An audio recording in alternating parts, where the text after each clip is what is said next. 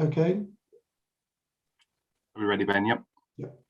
Oh, good morning, everybody, and thank you very much for coming along to this, the first meeting of the EAP. Apologies for non-attendance, please. Apologies from Councillor Irwin, Chair. Thank you. And I think that's everybody else here. Item 2 is members' declarations of interests. No. And item 3, notification of request to address the meeting. I've had no notifications. Ben, is that correct? That's correct. Perfect. Item 4, to discuss the terms of reference of the Executive Advisory Panel for Education, Skills and Employment. Ben, are you doing this one? It's tended to be the Service Director. Apologies. Kathy? So Ben, I don't know if you've got them up on, you can put them up on screen, but obviously there was a terms of reference that was developed. Good morning, everybody. My name is Kathy Hadley. I'm the Director of Children's Services, which is joint with North and West. There is a terms of reference that I'm not sure if people received in terms of paperwork. What we have here is a structure of meetings and process rather than an outline of what these meetings would be about. So I guess there's a need to have a kind of a collective discussion about what we feel that these meetings should be about for us to collate a terms of reference of direction. So if you see here, that's been put on the screen, really this is just setting out what this meeting is rather than what it does. So I was just wondering whether there was an opportunity for people to outline what their expectations of this meeting is, and then for us to be able to draw up a paragraph that sets out the aims and objectives. Thank you, Kathy. Okay, any comments, please? I can't see you all, so there we are. Dorothy, I think that's you with your hand up. Is it possible to be sent these slides, this information to us in the I believe it has. Meeting? I believe it has been sent out, Dorothy. The agenda papers and the terms of reference, they were all sent out, but we've got a couple of presentations for later on the agenda, and they will be circulated to you all following the meeting. Okay, thank you. Thank you.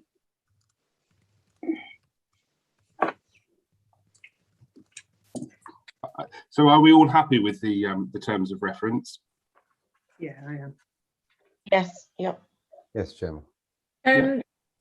Chair, may I suggest that I draw up a paragraph which perhaps sets the aims and objectives of the panel, thinking about enabling the panel to have an overview of education for Northants, the areas of issues of concern, issues of development, any changes to policies and procedures, any changes to DFE guidance that will be brought to the panel, the development of a forward plan, which I'm hoping that after the presentation this morning, you will be able to think about what it is that you as a panel would like to have more awareness of. Would that be satisfactory, Chair? Yeah, no, more than happy with that, Kathy. I mean, I can liaise with you on that as well, and then we can work in the executive decisions and things on that. So yeah, not a problem with that, Kathy. Thank you. Is everybody else okay with that? I am. Might I say, Chair, will we have an opportunity to maybe discuss those? I mean, Kathy said quite eloquently there the things that we might like to speak about, but maybe we have some particular interest, and through the themes, can we have maybe just a couple of minutes discussion about what it is we'd like to see and do in this forum, rather than, you know, just Kathy going off and writing one? Yeah, no, absolutely, and you know, and that's kind of what this is about now. So if there are certain themes that you would like to discuss, Leanne, then please put them forward, and then we can certainly include them. Do you want to do that here, or do you want to do that offline? Yeah, no, we can do that here, and then Kathy can incorporate that into her wording. Great. So I suppose employment is observing the trends of where we're losing people to unemployment. So where are those jobs being lost from? What kind of sectors? I think in terms of employment skills, fit for the future, because obviously the world is changing into technology and automation. I want to ensure that we're looking to the future skills that we require, rather than just developing on maybe the levels that we're looking at.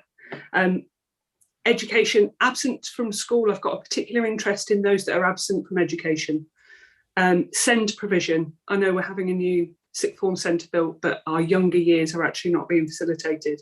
And just schools provision in general, so we can be looking to the future to see where those gaps are. They're my parts that I'm looking forward to talking about in this group. No, that's perfect, Leanne. And this group has got to have a purpose, and to discuss something that is needed or something that you have an interest in, then absolutely, that's what it's here for. Wendy. Oh, I'm not on mute. I think some of what I was going to say is covered by what Kathy says under issues of concern, but I think it would be useful to know what schools in our area require improvement and what is being done to support those schools. And also, has just been said about absence, I understand that a number of pupils, and I don't know in Northamptonshire, but I understand a number of pupils that have been home due to COVID actually haven't gone back. So it would be useful to know whether that is an issue in Northamptonshire. And then I thought the purpose of this panel, one of the key reasons was to look at papers before they go to the executive.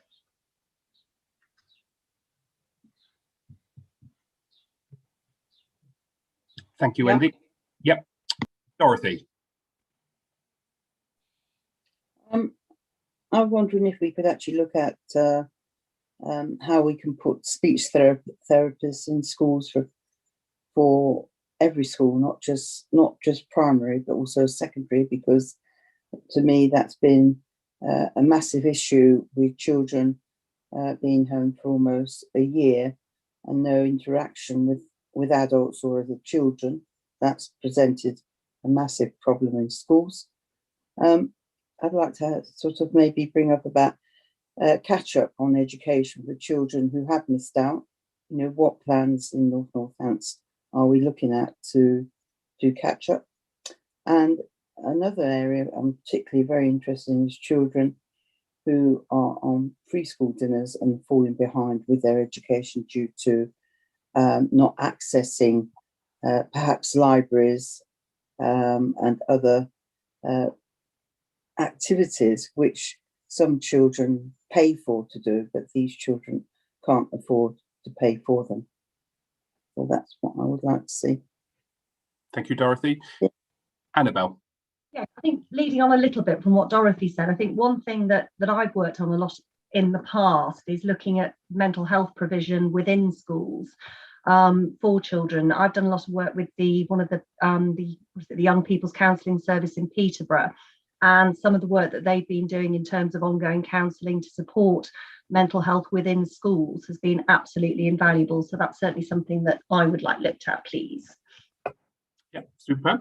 We can take all those on board, and I'm sure we can develop a plan to include them over the year. They're not all going to come next month, so it'll be over time as and when. So, okay. Are there any other suggestions or comments on that? Okay, thank you. So item 5 is the overview of education, skills and employment, and that's Kathy to present. Okay, thank you, Chair, and thank you for all those comments. I think that we will put some of those ideas in a forward plan for the panel to review. Some of those areas will naturally come up, I think, in some of the areas that we will talk about this morning. Ben, have you got my presentation to put up, please?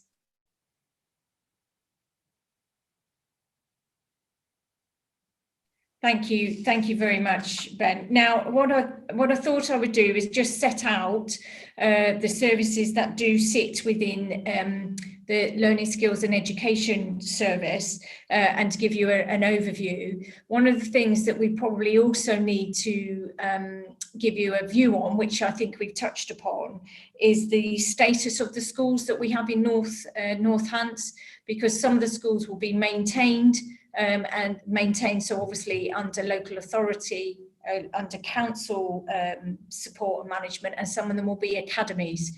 And so our range of ability to impact in terms of the outcomes are slightly different, but we will make sure that we explain that, and we have a report to set that out. So I just also wanted to say that you will all be aware that vulnerable children, early help, all those areas are in the Children's Trust. And so there is already a governance structure around that. And so I'm purely talking about, in terms of children's services, this is just around education. So if we just look at the chart we've got here, there are 3 core areas within the services. There's SEND, special educational needs and disabilities, early education and childcare, learning and effectiveness.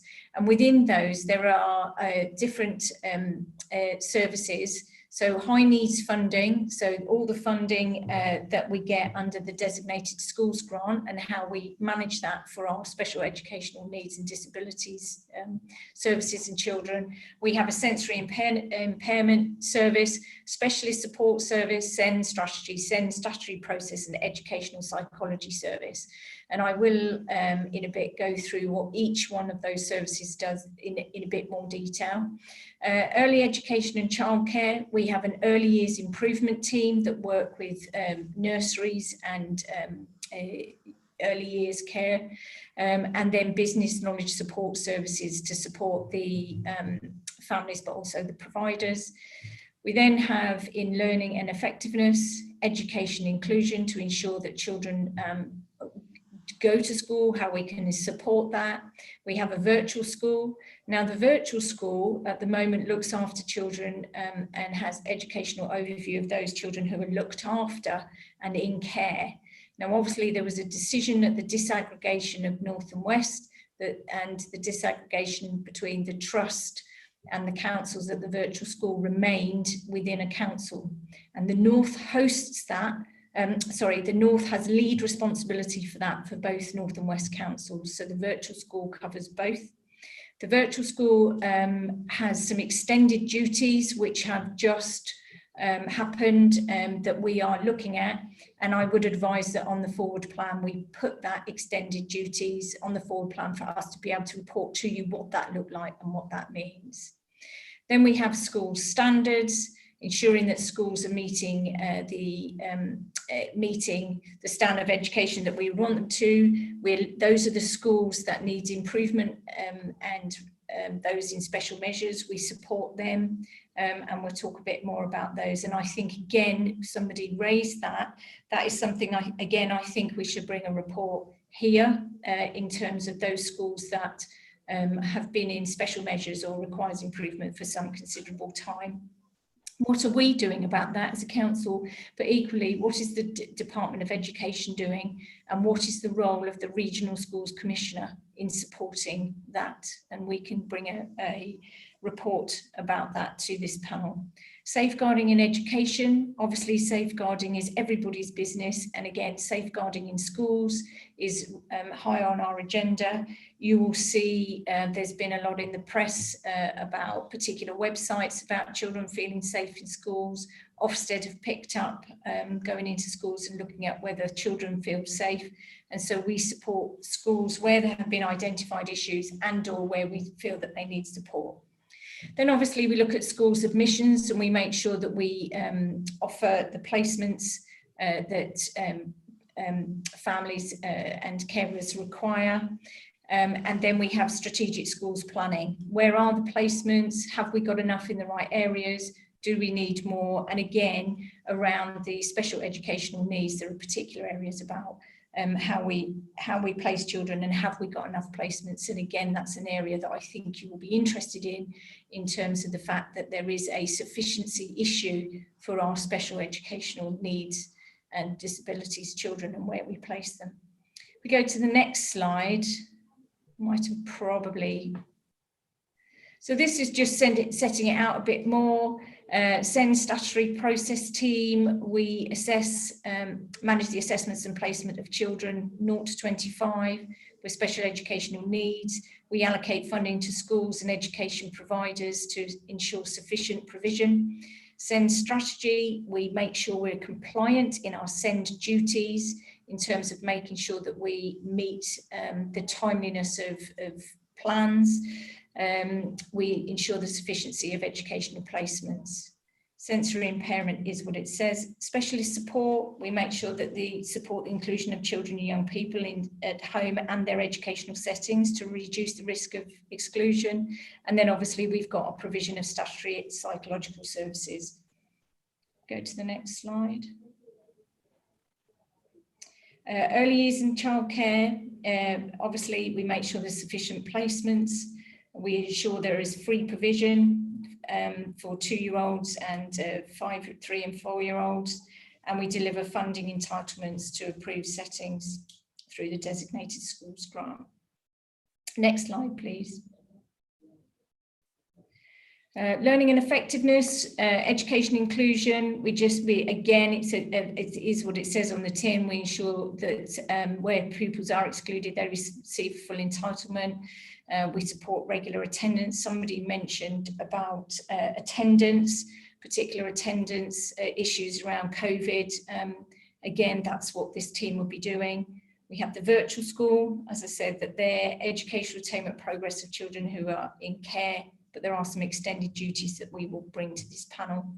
School improvement, we work with schools to ensure the improvement of educational attainment, and we work with maintained and also academies. Safeguarding, we have a team that supports and monitors and manages the effectiveness of safeguarding education. Sufficient school placements through the strategic schools planning, and then obviously schools admissions, and ensuring that we meet the in-year allocations and fair access protocols with regard to school admissions. And again, if that's something we can bring and report to that. I think that's the end of my presentation. Of giving you a very quick run through of the services that were in LSC. I was just wondering if there's any comments and whether people found that helpful at this point. Yeah, no, thank you very much for that, Kathy. And it was a very clear presentation as well, which really easy to understand as well, which is always good. So thank you very much for that. Dorothy, you're on mute, Dorothy. Sorry, would it be possible to have a copy of the slides you've just brought up so that we can look at them in detail for the next meeting? That would be quite useful. Absolutely, they will be sent out after this meeting, Dorothy. Yeah, and secondly, would it be possible maybe to have the figures for children who are in the virtual school, and also the figures relating to schools who need improvements? Would that be a possibility to have those? The virtual school doesn't have pupils in it. The virtual school obviously has oversight, and they are looked after children. Mm-hmm. So yes, we can give you those numbers. Thank you. And school improvements, could we have those as well? That'd be great. Thank you. Are there any other comments? Wendy. Just to say that was very clear, so thank you, Kathy. I think that was helpful. Lee. Thanks, Chair. So clearly we're at the early stages of this EAP, really, but presumably what we're going to get is a snapshot of the current situation with regards to all of the areas that we have that we're going to look over. So a snapshot of where we're at with the SEND effectiveness. And so we've got the statistics that we can see. Basically, we want to be able to see what the current effectiveness is of all of these things, the attendances, the virtual school, what the effects of COVID have been.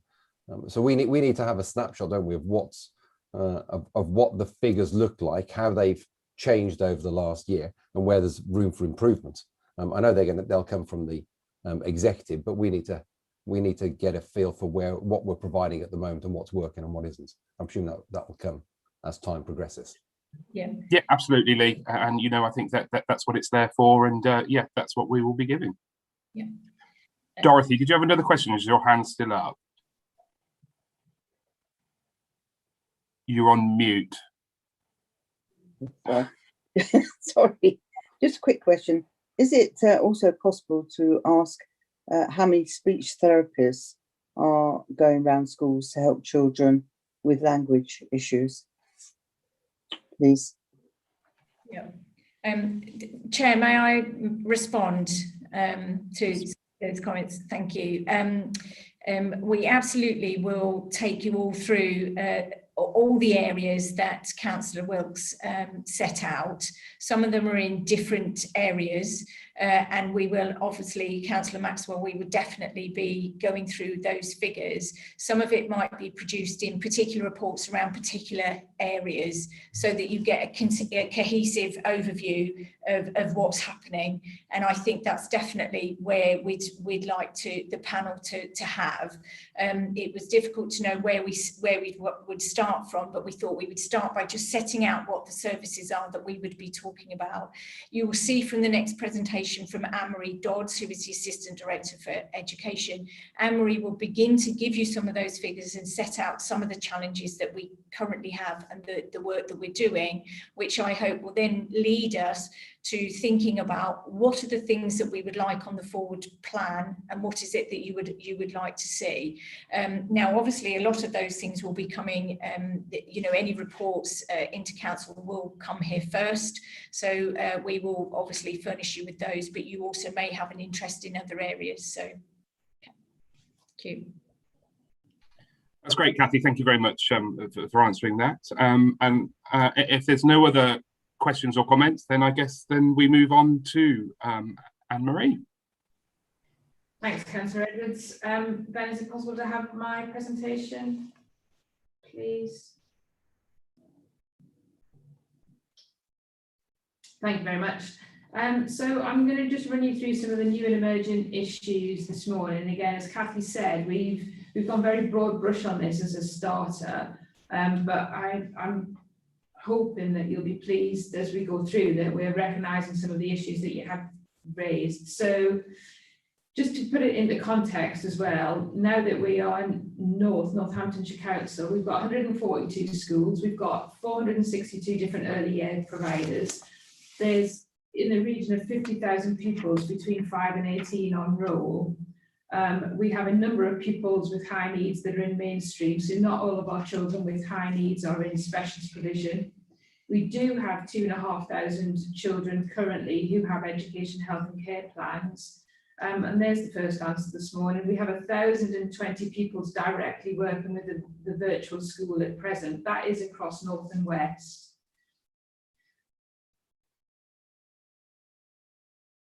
Looks, I'm using Kathy's microphone. Are you getting feedback, Councillor Wilkes? Yes, I can hear your papers. Oh, I'm terribly sorry. I'll sit very down. I didn't realise you were sharing a microphone. Thank you. Yeah, we're in the same room, though it doesn't look like it.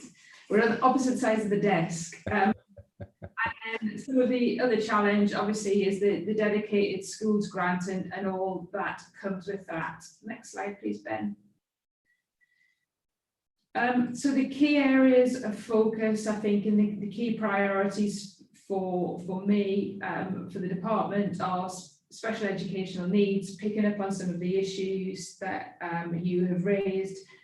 Our particular concern currently around the prevalence of speech and language and communication needs, and as well we're set to see an increase according to predictions on SEND sufficiency of speech and language needs as we go through. And again, that will be an issue for the mainstream provision as well as specialist provision and speech and language therapists. School effectiveness, again, work that we need to do with schools in terms of improving their performance. We also have to work there with the Department for Education and the Regional Schools Commissioner, because the level of influence and impact that we can have on our single academy trusts and our multiple academy trusts is different to the work that we can do with our own maintained schools. So we need to work closely in partnership with the MATs, the Multi-Academy Trusts, but also the Regional Schools Commissioner, who essentially, the shorthand is, his responsibility with those MATs is similar to our responsibility with the maintained schools. So it's really important that we work in a collegiate way with those partners. Obviously, the impact of COVID-19 we're going to come on to, and some of the more system-wide challenges. Thanks, Ben. So in terms of special educational needs, I think I've just put a graph on there. It's probably quite difficult to see on the screen, but we can send you the detail on that. We have got rising demand for children with special educational needs against the limited resource. So predominantly that work is funded through the Dedicated Schools Grant, which brings with it its own challenges. It's very fixed by the government about how we can allocate and distribute elements of the Dedicated Schools Grant. It's set by a formula, giving very little freedom really of the local authority as to how they would allocate that funding across the different blocks within the Dedicated Schools Grant.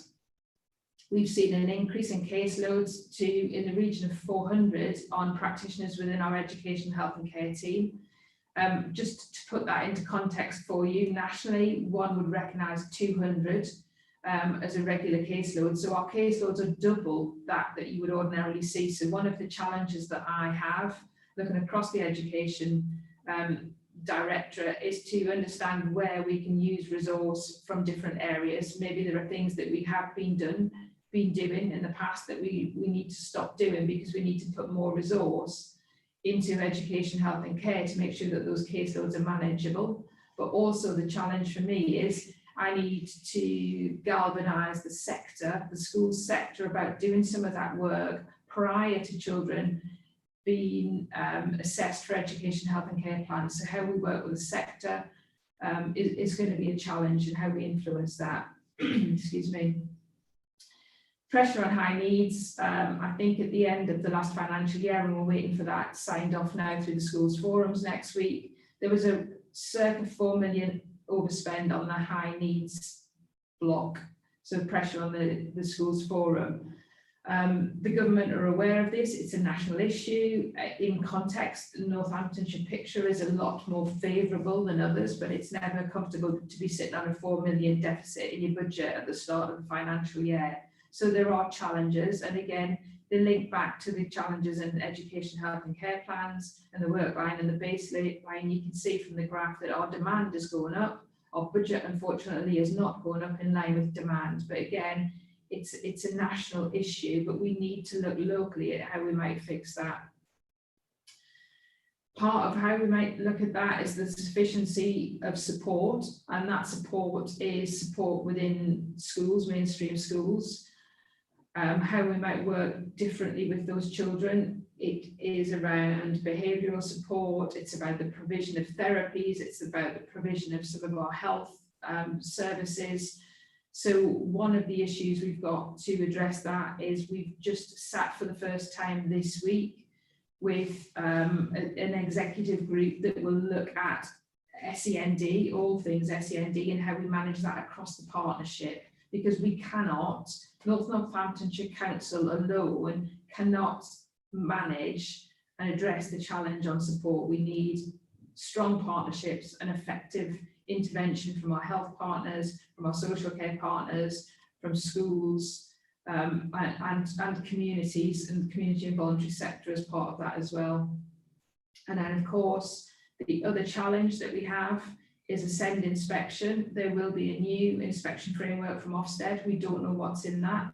No one is sharing what that is likely to look like at this stage. The cynic in me might say they don't know themselves yet, but I'll leave that to your view, not mine. So we're waiting for a new inspection framework. I think we can expect to be inspected around our SEN work at any point from next spring onwards. So I'm not prepared to place a bet at this stage as to when that might happen. What happens with an SEN inspection historically is we don't get a judgment in the way that social care get a judgment, but what we may get, and what we are likely to get given our current levels of performance, is a written statement of action. what we are working really hard to do is to understand what Ofsted might say to us at this stage in terms of a written statement of action, and we're trying to address those issues immediately. So part of that will be a new SEND strategy, part of that will be our self-assessment framework, absolutely part of that is the executive group that has been set up and met for the first time this week across the partnership to look at how we're functioning. So that there's much work to do here. Next slide, please, Ben. In terms of school effectiveness, we need to change our relationship with the schools. So historically, school effectiveness has been a very sort of matriarchal or patriarchal relationship. We have been able to tell schools what they had to do, and we've been able to stand over them until they've done it. We don't have that authority and we don't have that power anymore, largely because a lot of the schools are not in our direct control, so they are single or multi academies. But we are still responsible, so Kathy's still responsible for making sure that all of the children in Northampton have good quality educational provision. So it's a backhanded and a quite a complicated arrangement, but it doesn't have to be. So we will be changing our relationship with the schools so that we can be an equal partner in the sector-led support. So many of you might be familiar with sector-led support in other areas of business. You will also, I'm sure, be familiar with sector-led support in terms of children's social care and improvement activity. We, as the council, need to be much better at brokering and facilitating sector-led support. We need to be working with people like the teaching school, and they will be assisting us in improving the quality of provision in all of our schools. I think on my visit around some of the schools, in the authority, I've witnessed some really great examples where schools do very well. For example, I was in a primary yesterday that have a great track record on exclusions and behaviour management, and they've got their entire school taught in mindfulness, which they believe has made a massive impact on their ability to manage behaviours and manage their children in school and reduce their numbers of permanent exclusions. So we will be looking to the sector to tell us what they think they do very well that others across the sector can learn from and broker in those relationships.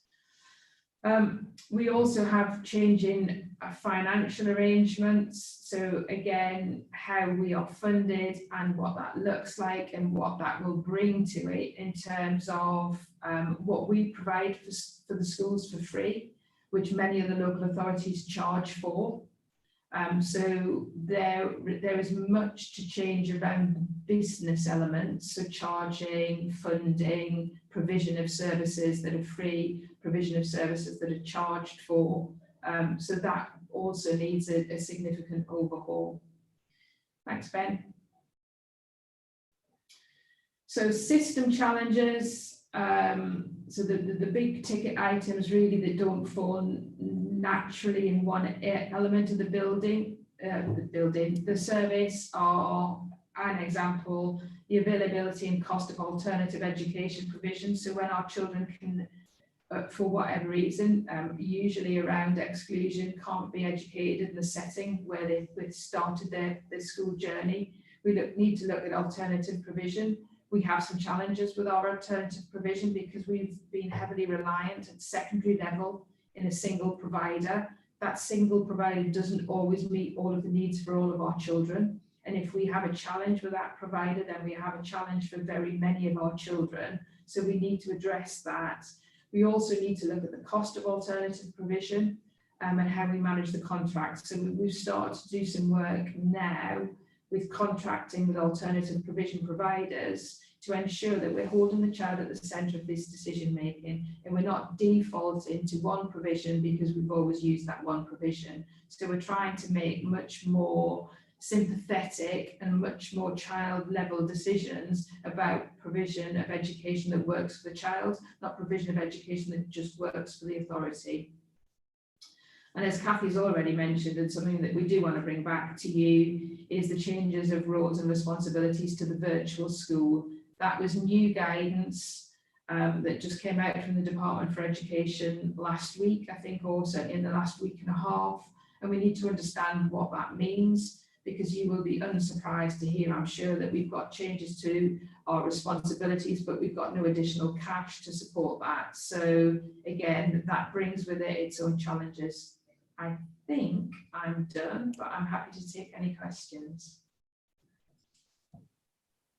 Thank you, Anne-Marie. Again, another fantastic presentation, and I can see that certainly a lot of work has got to be done, but has started to be done, which is fantastic. And moving forward, and you know, just working with your team, I know that you are all dedicated to doing this, and you can see the enthusiasm and dedication within that team. So thank you very much for that. Wendy. Thank you, Anne-Marie. You spoke about individual education healthcare plans, that we've got double the average.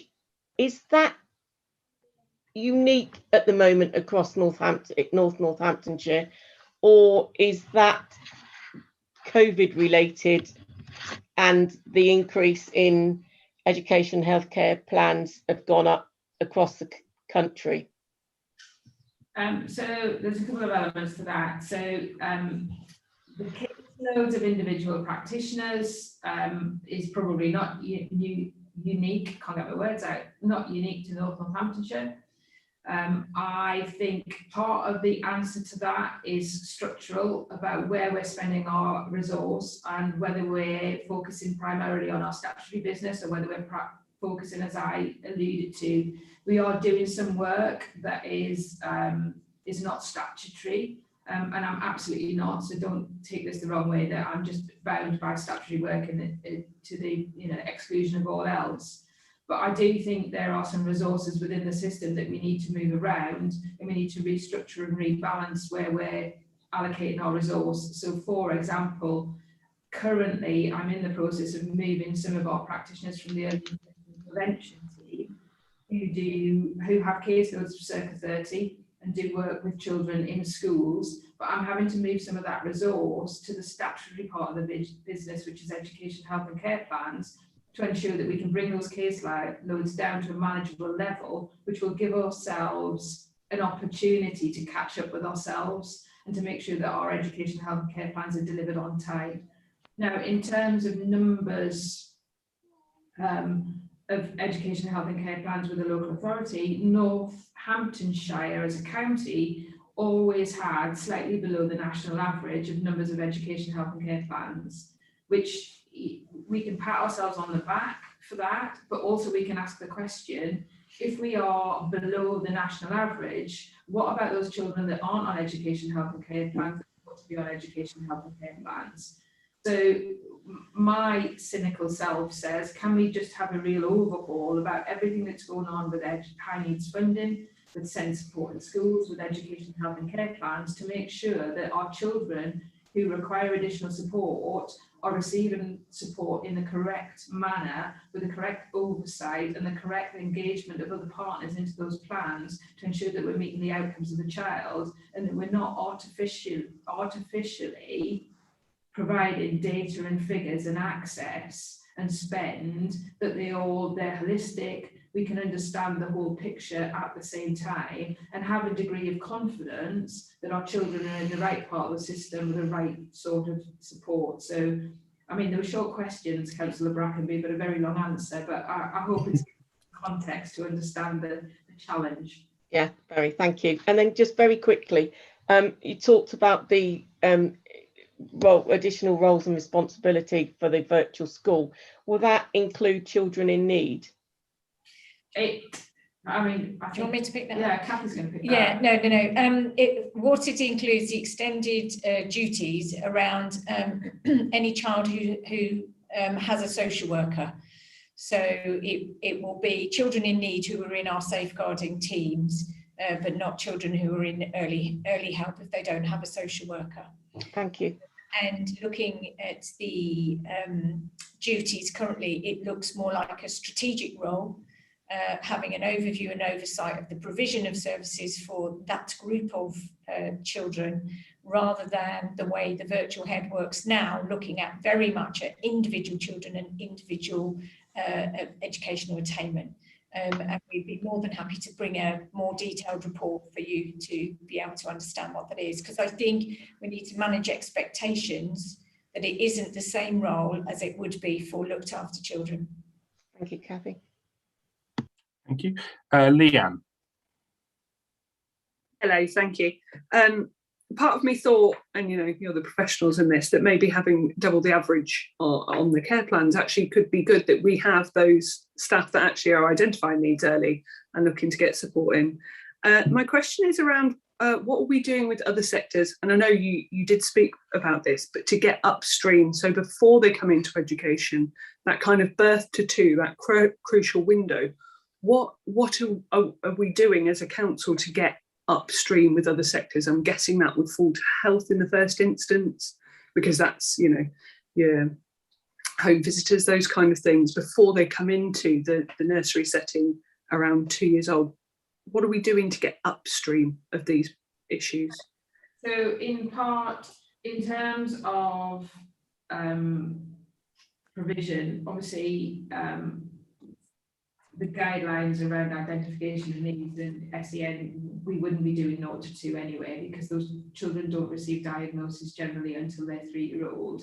We would largely be working with our colleagues in the Children's Trust then about the work that they're doing with, if children have needs identified early, they'd largely in that age group be working with either health visitors, as you say, or they'd be working with our colleagues in the Children's Trust across social care.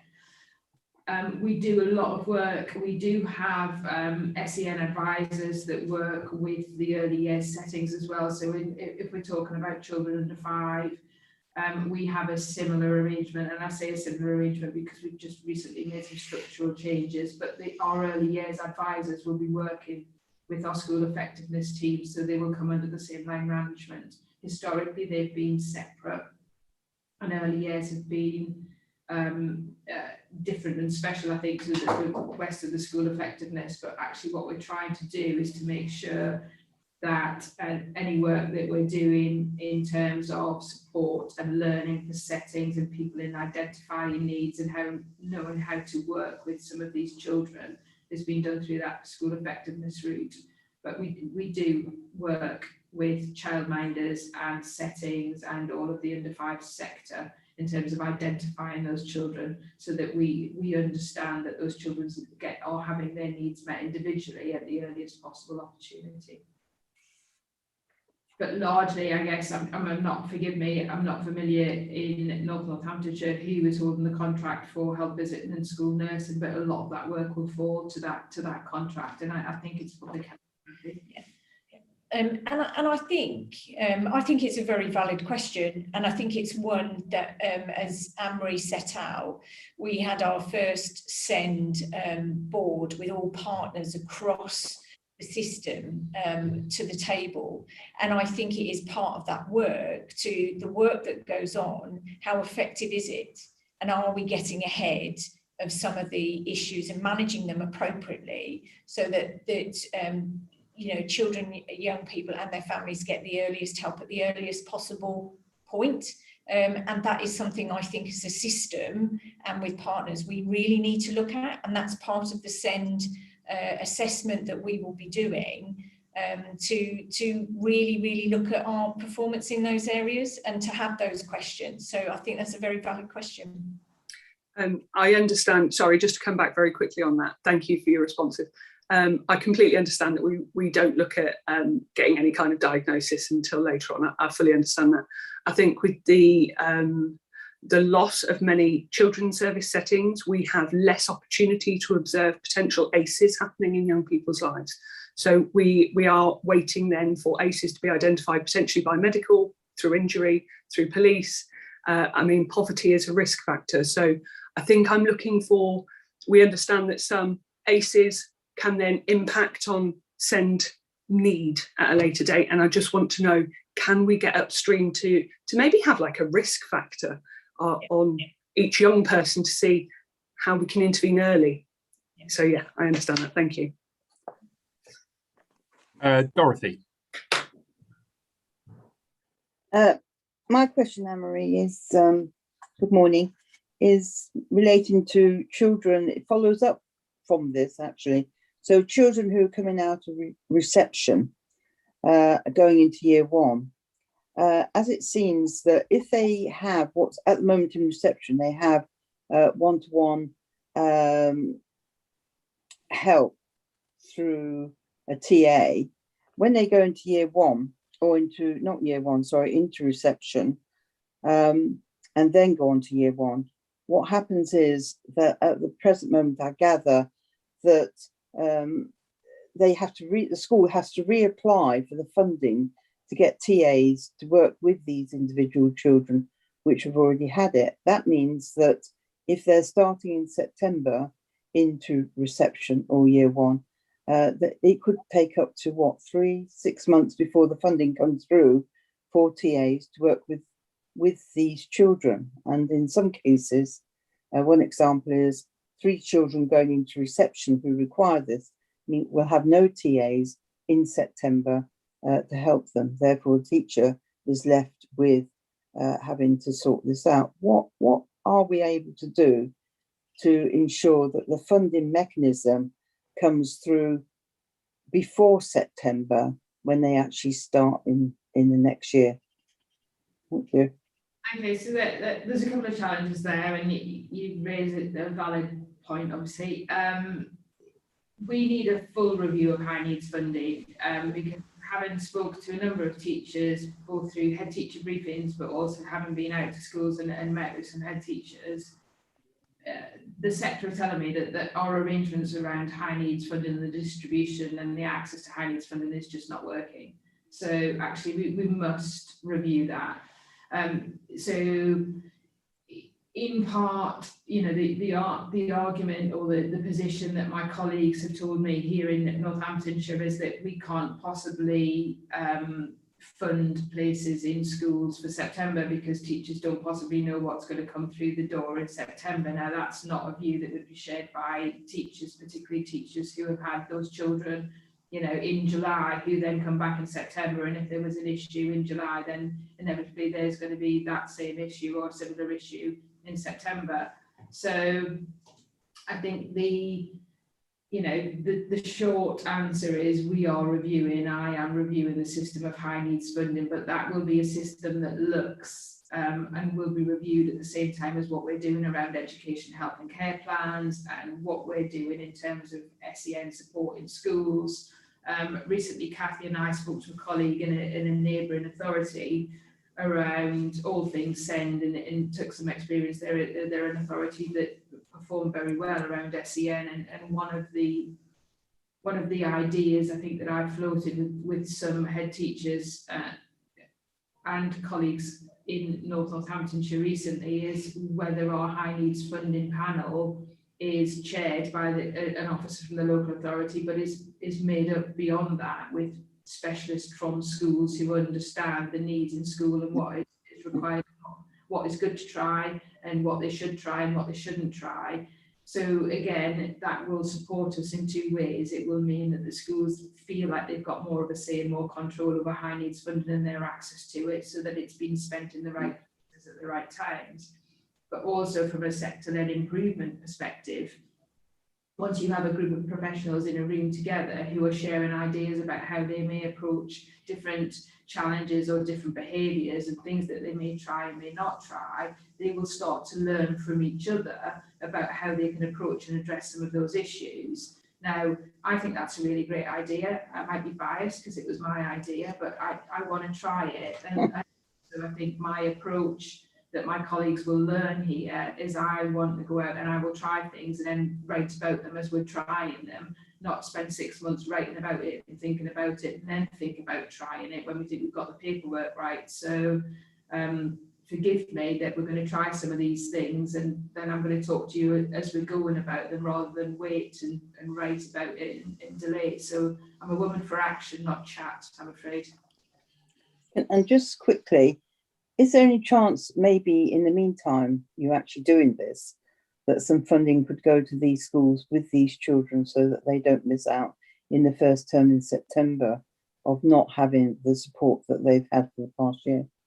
It's a question that I have been discussing in fact, yesterday with one of my colleagues in SEN as to what mechanism we can roll over into September around funding to buy ourselves some time to get ourselves in a better position. So my intention, I think, at the minute, and again, I have to speak to Kathy about this and go through SLT because it's an operational decision largely here about whether we roll over funding. The question for me, so this is not a done deal, but the question for me is whether we roll over funding into September to maintain the status quo so that we only have to deal with new children that are coming, for example, into year 7 or into reception next year, which will give us time to set up a new system that is clear, is transparent, that we can collaborate with our colleagues in schools in our design so that everybody is familiar with the system and everyone feels like they've had a hand in creating a solution to what is a challenge for us. Thank you very much. Yeah, that's great. Thank you.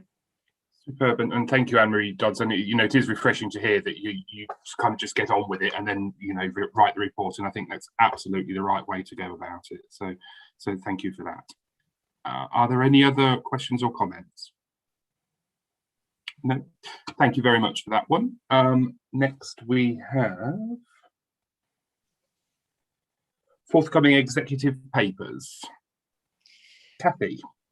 Yeah, we don't, as far as I'm aware, we don't have any.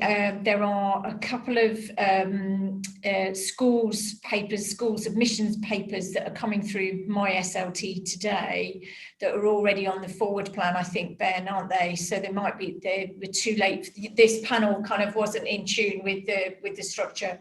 I can bring them next time, or we start next time. They are around schools admissions and just thinking about in-year admissions.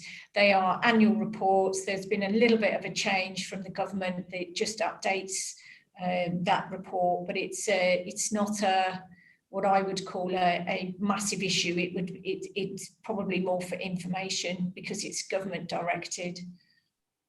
Okay, thank you, Kathy. And I think it goes back to Wendy's point earlier on about reviewing the papers before it goes to executive. And I'm right in saying, actually, I think that they're not on the next executive meeting, actually, for the... Yeah, I can confirm that we haven't got any children's papers going for the 15th of July.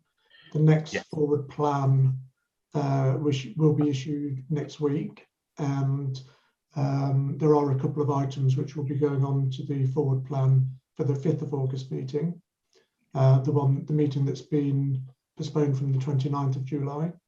Yeah. So they will appear, and that forward plan will be circulated to all councillors next week. Okay, so we'll have those, Ben, here before. Yes, our next meeting is scheduled for the 28th of July.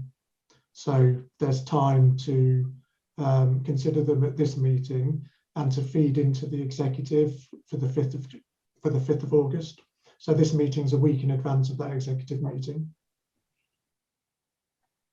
Thank you for that, Ben. Just on the point of meetings, we need to, and I'm going to ask Democratic Services if they can have a look at changing the times of these meetings. And it's purely because Kathy does have a prior appointment at 9:30 on a Wednesday. And we also have another member who is a primary school teacher, which would be great sitting on this committee, but obviously is teaching at 9:30 in the morning. So I'm going to ask Ben if he can have a look at the diary and to come back with some suggestions that where we could move it to, if that's okay with everybody else. Superb, thank you. Thank you. Okay, and so item 8 is the discussion on developing the forward plan for the Executive Advisory Panel. And I think we had quite a good conversation about things that we needed to include on the forward plan, and Kathy's going to take those away and then develop it with her team and myself. But if any of you have any things that you think, oh, actually, I'd like to, just drop me an email, and then I have weekly updates with Kathy that I can go through it, and we can add it on to the forward plan. Or if it's something that's quite urgent, it might just be that you want some statistics on something that we can come back to you as soon as possible, and it doesn't have to come back through this committee. quite happy to get something emailed off to you, so you have that knowledge. Is everybody okay with that? Super. Yes. Thank you. Well, it's quite a short meeting then today, because item 9 is close of meeting. I look forward to the next meeting. I think we've got a good group of councillors here, actually. That I've got somebody waving, actually. Sorry, is that? I can't read your name. I'm sorry. I'm just trying. Hello. Just before we ended the meeting, I just want to say hello to all the councillors and introduce myself, because I'm here on behalf of Lucy Whiteman, Director of Public Health, because the Adult Learning Service is obviously funded by the Education Skills Funding Agency, but sits within North Northamptonshire and provides adult learning opportunities, community learning mainly, non-accredited, to both North and West. And Lucy asked me to join this meeting. So I just thought before we all went, I'd just say hello to everybody, and hopefully I can talk to you, Councillor Edwards, separately about how we can support the employment and skills agenda for the over 19s within the authority. So that's all I was going to say. Hello, everybody. Absolutely. Hello and welcome. And apologies, I really should have perhaps introduced everybody at the start of the meeting. But it is actually, you know, the health. We have spoken with the lead member of health as well, and some of our overlapping will come on to the health committee that Helen chairs, and so we are getting together to kind of overlap some of those ideas, so that we can bring them to each committee, and then kind of get a full response on that. So, you know, there is. It was really interesting and helpful to hear what's actually happening within the education sector. But we are quite innovatively, I think, placed within the Public Health Directorate, because our adult learning offer focuses on health inequalities and supporting people's well-being, and also, of course, enabling them to take that first step back into learning, and then, of course, progress onto FE or HE accordingly. So there's lots of overlap, obviously, but I think it was really useful for me this morning to hear what's happening with our colleagues with the under 19s in the local authority. So thank you. That's brilliant. Thank you very much. Okay, so yeah, rest assured we will send all the documents out to you, Dorothy, and everybody, and we will try and get them out in time for the next meeting as well beforehand. Dorothy, if you haven't received them a couple of days before, can you just drop me an email and then I can chase them for you? Because I'm not sure why you haven't got them, because it would appear... It's partly due to the fact that I had a blip on my internet, which has now been resolved, and so for a week I got no emails at all. So okay. that was the reason why. Could I just ask one quick further question? Of course you can. Could I ask both people what money or what funding is available for children on free school dinners during the summer holidays, or what funding is going to be made available to give some sort of activities for them during the summer holidays this year? I can actually answer that, Kathy, because we had a discussion about this yesterday, and it was announced yesterday that the government are funding free school meals throughout the summer holiday.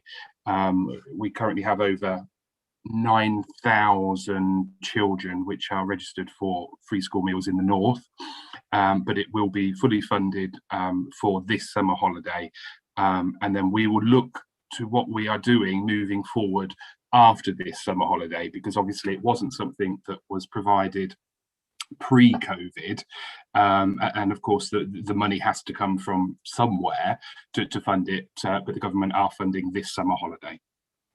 But then can I ask, the next question is, you're funding the free school dinners, but what about actually activities? So where you've got children, a lot of children will be able to go and do activities which are being put on during the holidays, but children on free school dinners who have no money to go on to these activities because their parents have no money to fund them. Is there any funds going to be available for these children this summer? I think Kathy can answer this one for me. Yes, I can.